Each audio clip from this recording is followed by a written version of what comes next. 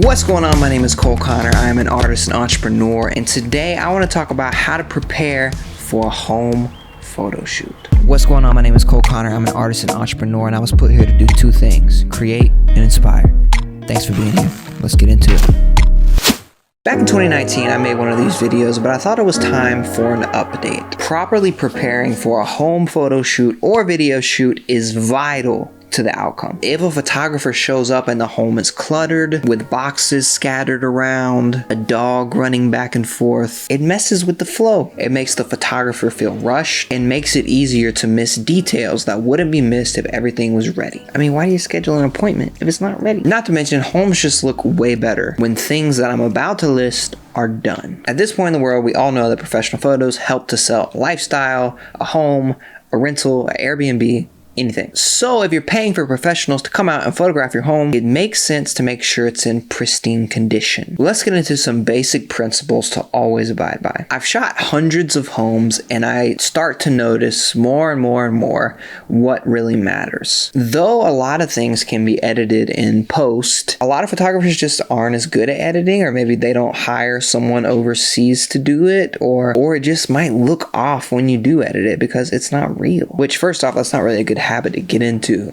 editing a home to make it look not how it looks. The most noticeable areas are the kitchen, the bathrooms, and the windows when it comes to getting rid of grime and dust. So at the bare minimum, make sure you are extra cleaning these areas. When you see dirt and dust in these areas, it just gives you the feeling that the whole home is kind of dirty, which could be a sign that the home isn't taken care of, which for someone looking to buy or rent isn't really good. It's just worth it to clean. One good clean, you can hire someone to do it, changes everything. Let's take a look at the list down here, which you can always check at coleconnor.com/blog. You can read this whole version. It's also in the description. But you always want to clean your bathtubs, your faucets, your windowsills, your countertops, your mirrors, your windows, stainless steel appliances like the fridge. Super important for that one. I mean, almost always you can see fingerprints, dirt, all that kind of stuff on a fridge. All right, let's talk about lighting. Every photographer is a little bit different when it comes to lighting. There's, in the real estate photography world, there's lights off gang, lights on gang. So depending on who you use makes a difference. But for me, and probably most photographers, it's best to go ahead and let in as much light as possible by opening the blinds and then turning on all lights before a photographer arrives, not missing any lights, like maybe the stove light or the little light that lights up this little side area. There's always some light that's easy to miss, but make sure that you and the photographer don't miss it by preparing beforehand. If any light bulbs are burnt out or mismatched, I highly recommend replacing them. A lot of times people have a yellow light and a white light, and it just looks really weird when you take the photos, and it casts a certain color, and you just don't really want that color cast, especially if they don't match. So make sure that your bulbs match and that they're all working. A worst case scenario, you can't do that in time or whatever. Those can be edited, but like I said, it's better when it's natural and it's not edited. No pets. I love animals. I love pets. But usually any sign of animals resonates as dirty to most people or smelly. If you have any pets, they need to be out of the way during the shoot. It's super cute to have little doggies jumping up on my leg and stuff like that while I'm trying to photo shoot, but what's not cute is my $4,000 camera that's on my tripod that your dog can easily knock over or a cat could rub up against. It's just better to lock them away in a room or a garage or outside while your photographer is shooting. And of course, make sure to cover up or fix any damage that they've done, or, dog beds and food bowls. Make sure that's put away. Personal items and clutter. This is a big thing that I see. A general rule for photo shoots is to declutter the home and depersonalize it as much as possible. For example, the less pictures hanging up, the better. If there's like a cluttered area of books or magazines, just clean that up or just move it completely. Or dishes, you don't want that. No need to see a bunch of sports teams posters or Little League trophies. Put all that stuff away. You're trying to make the home look like a bunch of different types of people would want to live there. So I hate to use the word generic, but you want a lot of people to be able to visualize themselves moving in. And if you have a bunch of personal items or specific things to you, they may not be able to do that. All right, let's talk specifics to interiors. And before I really dive into into interiors, I will say that home staging companies usually do a really good job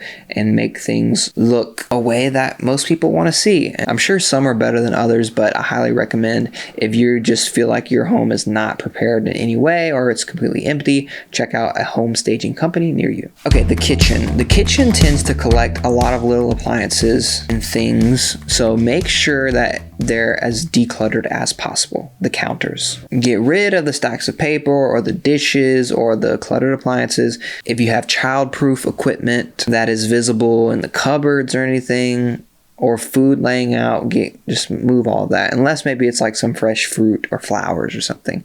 Usually always plants are good and they add to a space. We don't want school notices or crayon drawings or a bunch of magnets on the fridge. Get rid of all that.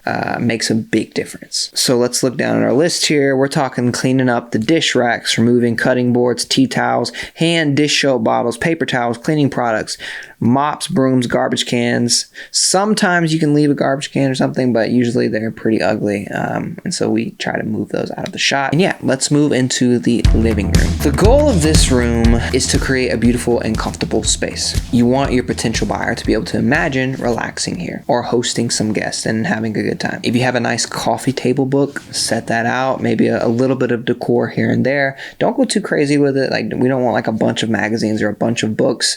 Probably take half of what you have and then neaten it up would be okay. You want hardcover books, maybe a couple pops of color, but just not too much. The clutter is where it kind of goes wrong. And a lot of people think they have interior design skills, but you might not be as good as you thought, or maybe your style just doesn't fit for what a real estate agent may be going for. It just sometimes works better to hire more, but less is more. Always fluff the pillows, fold blankets, and arrange them neatly. Family room. Now, sometimes like a family room area, it could be your living room. It depends on where you are, but it sometimes needs a lot of work. Like, you really don't want a whole bunch of like kids' toys in a corner or something like that. Yes, sometimes you can dodge it, but the point of taking photos is to show the space and show how much space is available. So you really just want to like put it in a small closet or something like that. You want to collect like TV remotes or video games or cluttered DVDs, if people even use those anymore. Declutter all of that stuff in these family rooms. You don't want a whole bunch of cords hanging out. Make those as neat as possible. And same with the other room, make sure the pillows are fluffed as much as possible, and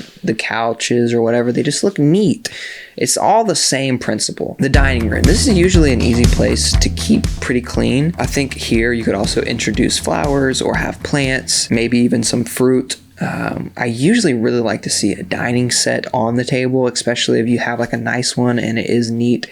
Those can look really good and add an extra flair to the space. Obviously, don't want any food or remnants of food. You want to make sure the table is super clean. Let's go into the bedrooms. These rooms typically attract a lot of clutter and personality, so as much as you can, I'm just going to repeat it again, declutter and depersonalize these areas. You can store a lot of these loud things into closets, and a huge note is that a wrinkly bedspread or unmade bed, it is really distracting, and a lot of times it's kind of difficult to edit out, things like that. So I would make sure that your bed is as neat as possible. It makes a big difference. It may be tempting to hide things under the bed unless you have like a long comforter, quilt or something. It's not, you a lot of the times can see under the bed, so just be careful about that.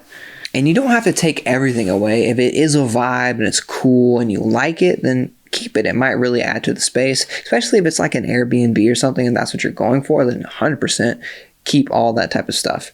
But if you're just like a regular old house and you got bunches of Little League trophies, and I'm a big Carolina Panthers fan, all my Carolina Panthers fan stuff everywhere, you don't really, you gotta move that stuff. Okay, before we go outside, we're gonna talk about the bathrooms really quickly. Obviously, I said this was an area and a space that you want to keep as clean as possible. You want to have matching towels and shower curtain, and you want the towels to be folded well. You don't want a whole bunch of mismatched ones and one hanging low, one hanging high. Just keep it super simple and pretty much put everything away. Like, I don't want to see, like, no one wants to see your soap or your shampoo or your conditioner. Just keep it super simple, clean all that stuff up, put it underneath the sink or something while the photo shoot is happening. Lastly, two things. When in doubt, less is more, and hire a professional stager. All right, now I don't want this video to be too long, so I'm gonna we're gonna go outside now. And the biggest thing to remember is that outside this is the first impression. So I would say your curb appeal, you want to put as much into that as possible. Yeah, some things that I think about that make a big difference. We'll just go down the list here. Pool weeds. You want to trim your trees or overgrown shrubs.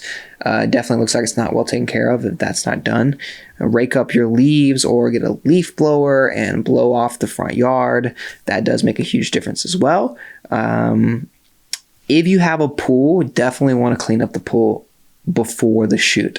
I've gone on shoots where pools and hot tubs are clean, and it just makes such a big difference. So if you have a hot tub, if you have a pool, 100%, because that's a highlight of the home, make sure that's clean. Mow the lawn and the edge, obviously. Wrap up garden hoses, but preferably put them away in a garage or shed. A lot of the times garages don't really need to be shot, so that can be a place where you put all this stuff. But yeah, you don't want to see like a huge hose strung out across the yard. Pick up any items that may be laying in the yard, such as garden tools, garbage cans, toys, empty pots.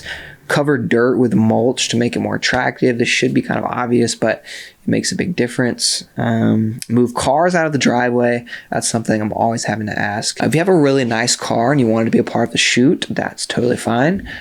Sometimes it works. I just did an Airbnb where I thought it worked, so I left the car in the driveway. But typically, move the car. Sweep the porch and sidewalks or use a leaf blower. If you have outdoor furniture, make sure it's neat and fluffed and wiped down, because you can really tell if there's a bunch of pollen, a bunch of dust. You want to get that off so it doesn't look raggedy. Take your covers off the grill or the hot tub. Go ahead and get that done so it's all prepared and super easy and smooth. Last note that I see a lot of people do, people seem to want to spray water on their a lot of their driveways and things like that, or they just clean it off with water. What happens usually is that it just leaves a really dark spot, which sometimes is easy to take out in editing, but I just recommend using a leaf blower and not doing that. Because it just looks a little off. Yeah, so that's pretty much it. I'm trying to think of anything else. You want to make sure your outdoor lights work. I think that makes a big difference, especially if you're doing like twilight photos. This makes a really big difference. But that's pretty much it. I know it might sound like a lot. It might be kind of overwhelming, but if you can hire help, that's very beneficial. If you're a real estate agent, just making sure the homeowner gets a lot of this done, helping them where necessary. It just makes a big difference when the shoot comes. And of course, most photographers, we will help while we can, and I'm always willing to give my feedback and my opinion about where something should go, etc., so the photos turn out better, because it helps all of us when the photos are good. Yeah, that's it. My name is Cole Connor. I'm an artist and entrepreneur. If you like this, please like, comment, subscribe, all that jazz. I'll catch you next time.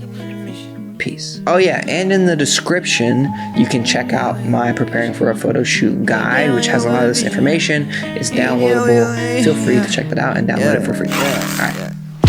Every day I wake up with a vision, cooking in the kitchen, ain't no fucking in the mission, like yo. Shaking up your city with my bitchin', sold in the building, and the motherfucker fizzing like whoa. Cold won't stop till they get that gold.